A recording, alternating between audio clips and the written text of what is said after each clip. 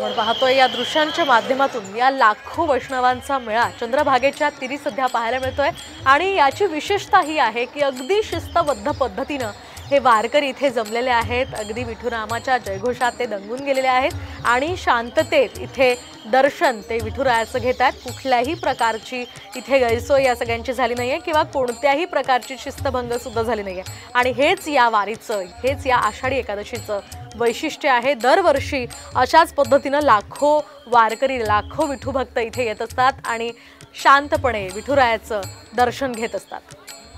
दरम्यान आषाढी यात्रेच्या निमित्ताने आज पंढरीमध्ये आपण पाहतोय हे लाखो वारकरी चंद्रभागेच्या तीरी दाखल झालेले आहेत। चंद्रभागेमध्ये स्नान आणि विठोबाच्या दर्शनासाठी या सगळ्या भाविकांनी चंद्रभागेच्या काठावरती मोठी गर्दी केली आहे। आषाढीच्या निमित्ताने चंद्रभागेच्या तीराला अक्षरशः भक्तीचा महासागर आलाय आणि भगव्या पताकांनी ही चंद्रभागा भगवीमय झाली आहे। टाळ मृदुंगाच्या गजरानं अवघी पंढरी नगरी तिथे दुमदुमून गेली आणि चंद्रभागेच्याच या तीरावरून थेट आढावा घेतलाय आमच्या प्रतिनिधी भारत नागणे यांनी।